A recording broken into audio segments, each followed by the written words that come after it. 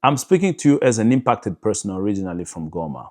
I am Congolese and I've seen this crisis up close. Today, I want to talk to you about Geno-Cost, the genocide for economic gain, and why many people believe that a genocide is happening in the Congo or the Democratic Republic of Congo. So what I will do today, I will show you our facts from the United Nations, from Human Rights Watch, from Amnesty International, and the Geno-Cost campaign, and explain why the only honest word for this scale of killing and destruction is genocide. My goal is simple: truth, justice, and peace. The Geno-Cost campaign calls for August 2 to be recognized to remember the genocide against the people of the DRC and the long history of violence tied to natural resources. Geno-Cost literally means genocide for economic gain. It is a Congolese call to name the violence for what it is: mass targeted destruction of our people linked to the looting of our minerals, including coltan, cobalt, gold, and tin. This is not a new concern. In 2010, the United Nations Mapping Report documented widespread and systemic violations in DRC between 1993 and 2003. It documented war crimes, crimes against humanity, and possible genocides in some context. The report laid out massacres and patterns across regions.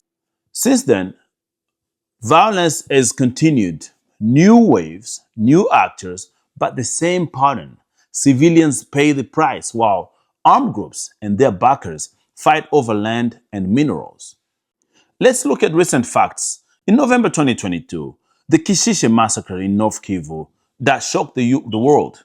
The UN investigators documented at least 171 civilians executed. Other counts are even higher. The M23 armed group was identified as the perpetrator.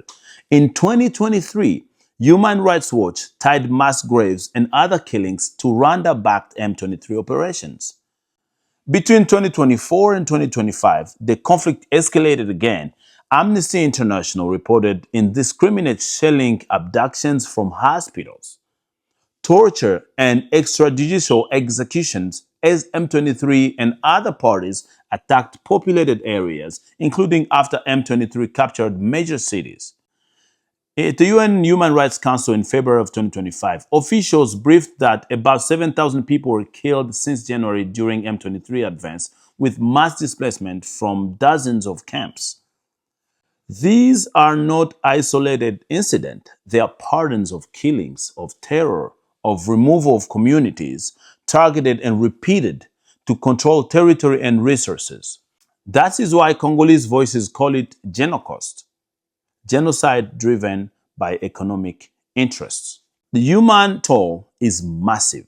The United Nations Refugee Agency says that internal displacement in the DRC rose from 6.8 million in 2022 to 7.4 million people in February 2025, and with 9.8 million people displaced, returning, and stateless people inside the country by the end of 2024.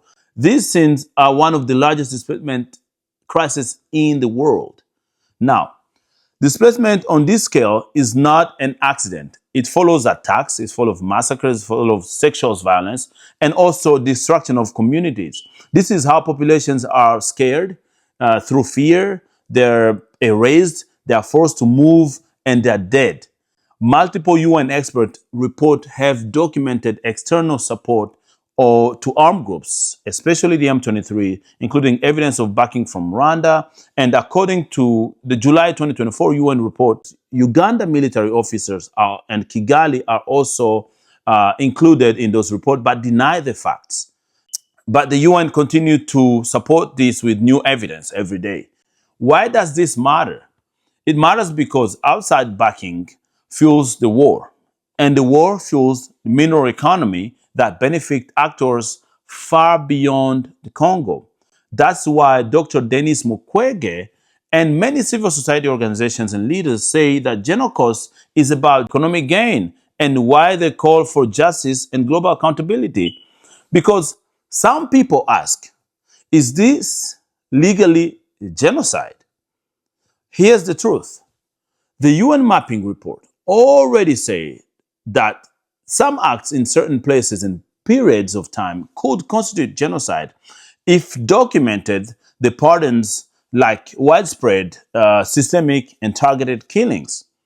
Today, with ongoing massacres, targeted community terrors, mass displacement, and sexual violence as a weapon of war, many Congolese advocates, faith leaders, survival, and even national leaders use the word genocide, sometimes even silent genocide, to name what is happening in Congo right now.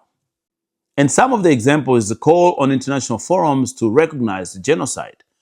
And so, legally, international courts move slowly, but morally and factually, the scale, the repetition, and intent to destroy communities, to remove them and replace them, fits what the word genocide means. This is why we must say it this way: genocide in the Congo. So calling it genocide is not just about a word, it's about action. Accountability for all perpetrators, armed groups, commanders, and any state actors backing them.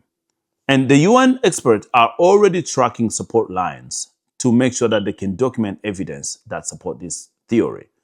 So protections of civilians and humanitarian access now is important for the people living in those communities.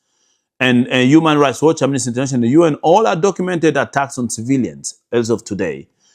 Economic justice supply chain for cobalt, coltan, gold must be cleared up.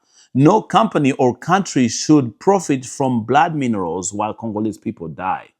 So truth and reparation for survival, especially survivals of sexual violence. As the Panzi Foundation and other organizations have called for this for years.